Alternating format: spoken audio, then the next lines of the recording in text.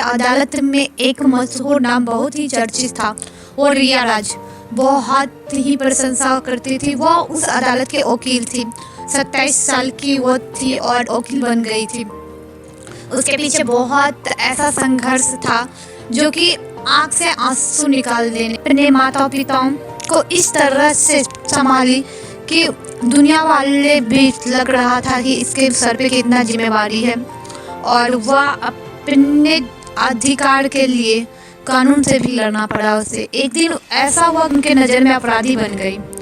कानून इस तरह से उसके पीछे लग गया कि उसे जीना हराम कर दिया था। जब रिया अपने घर से अदालत के लिए निकलती थी, चौराहे से गुजर रही थी।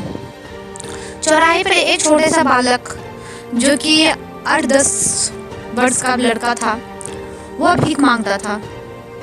वह इधर उधर से घूम रहा था, लेकिन कोई भी खाना नहीं देता था। और किसी चाय के दुकान पे वो जाता, चाय के दुकान पे काम करता था, तो उसे थोड़ा बहुत खाना मिल जाता था, नहीं तो वो भीख मांग के खाता था। रिया डेली उसे देखा करती थी। उसे बहुत ही उस बालक पे दया आता था। एक दिन अचानक रिया जब भी वह अदालत से घर लौट रही थी, तो उस टाइम जो कि शाम हो गया था, शाम होने के उसका मन में एक जिज्ञासा उठा, क्यों नहीं हम इस बालक को पूछते हैं कि आप क्यों नहीं पढ़ाई करते हो। वह जाके उस बालक के पास जाते हैं और वह बालक से पूछते हैं, बाबू तुम क्यों नहीं पढ़ाई करता है, तुम्हारा क्या नाम है। बालक बहुत ही गंभीरता के साथ बोला, दीदी मेरा माता पिता नहीं है इस दुनिया में, मैं यही भीख मांग के अपना गुजारा करता हूँ। तो उसके बाद यह रिया ने उससे नाम पूछा, तुम्हारा क्या नाम है। उसने बताया, मेरा नाम आर्यन है। तो आर्यन ने उस रिया को बताया कि दीदी मैं आगे पढ़ाई करना चाहता हूँ, क्योंकि मैं अभी 10 ही वर्ष का हूँ। मैं सोच रहा हूँ क्यों नहीं मैं पढ़ाई करके बड़ा आदमी बन जाऊँ। दर्द महसूस हुआ। वह सोचने लगी कि हम भी कितना संघर्ष के साथ इस मुकाम पे हासिल पाई हूँ, जिस मुकाम पे अभी हूँ। जो कि रिया के माता पिता तो कुछ दिन पहले, वो जब छोटी ही थी तो उसका पिता गुजर गए थे, इस दुनिया में नहीं थे, और उसका माँ बीमारी से जूझ रही थी, और उसका कोई भाई नहीं था। वह एक लौता बेटी थी। वह अपने घर और अदालत दोनों संभालती थी। उसके सिर पे वह बोझ था जो कि दुनिया वाले के नज़र में बहुत ही बुरा लगता था। दुनिया वाले उससे बोलते थे, क्यों नहीं तुम अपना शादी कर लेती, घर बसा लेती हो, क्या यह तुम्हारी बूढ़ी माँ तुम्हें क्या देगी, कुछ नहीं, इसे छोड़ दो, तुम अपना घर बसा लो। वह दुनिया का बात नहीं मानी। वह अपने माँ का सेवा करते रही, और एक दिन वही हुआ, वह आर्यन को घर ले आती है उसी दिन। और जब उसकी माँ आर्यन को देखता है तो माँ रिया से पूछती, बेटी यह कौन बालक है, यह बालक का क्या नाम है। तो वह आर्यन बताता है, मेरा नाम आर्यन है, मैं दीदी के साथ आया हूँ और मेरा कोई माँ बाप नहीं है। तब उसे माँ का आँख खुला और बोलती है, बेटी क्यों नहीं, यह आर्यन तुम्हारे लिए बहुत ही अच्छा, और तुम मेरे कभी भी अकेला नहीं छोड़ेगा, तुम इसको अपना लो। ऐसा उसकी माँ बोलती रहती थी बार बार, लेकिन यह रिया बार बार इसे मजाक में ले लेती थी। उसे माँ पे कोई ध्यान नहीं देता था। उसे लगता था कि माँ मेरी ऐसे ही बोल रही है।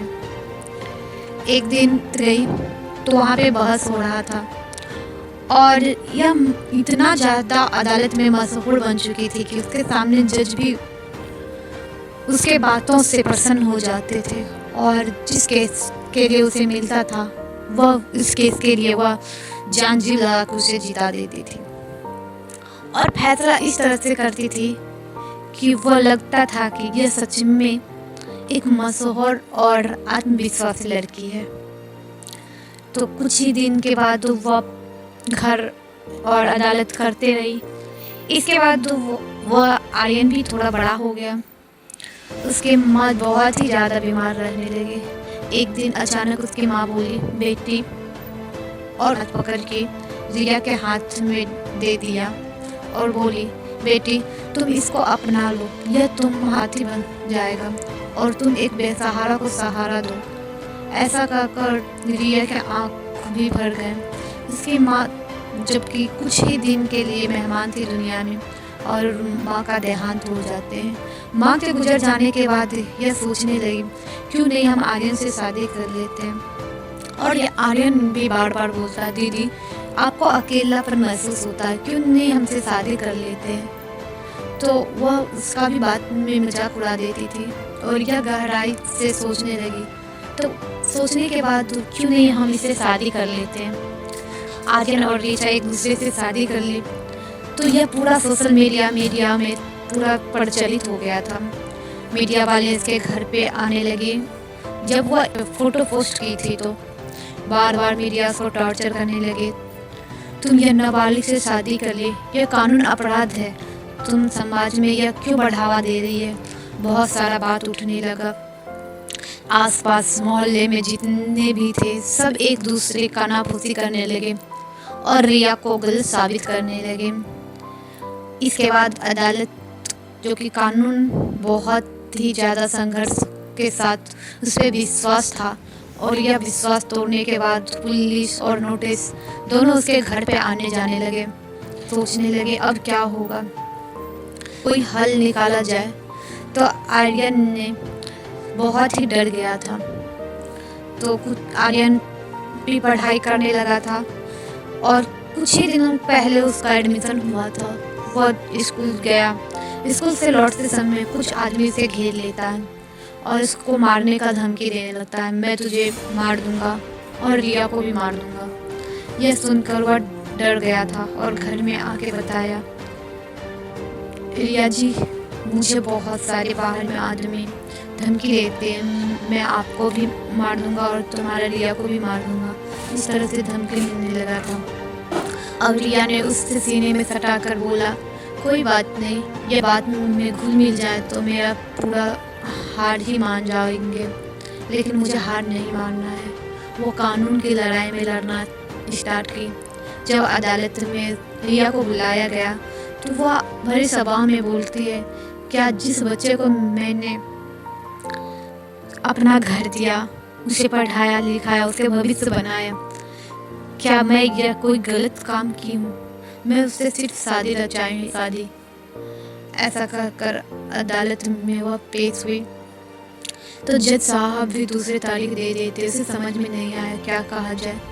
फिर से वह जब घर आती है तो मोहल्ले में बहुत सारे आदमी कुछ तो निगेटिव बोलते थे और कुछ पॉजिटिव बोलते थे, लेकिन इसे अपने आप पे विश्वास होने लगा था कि क्यों नहीं हम इस बातों पे अटके रहे और एक ना एक दिन जरूर विजय मिलेगा।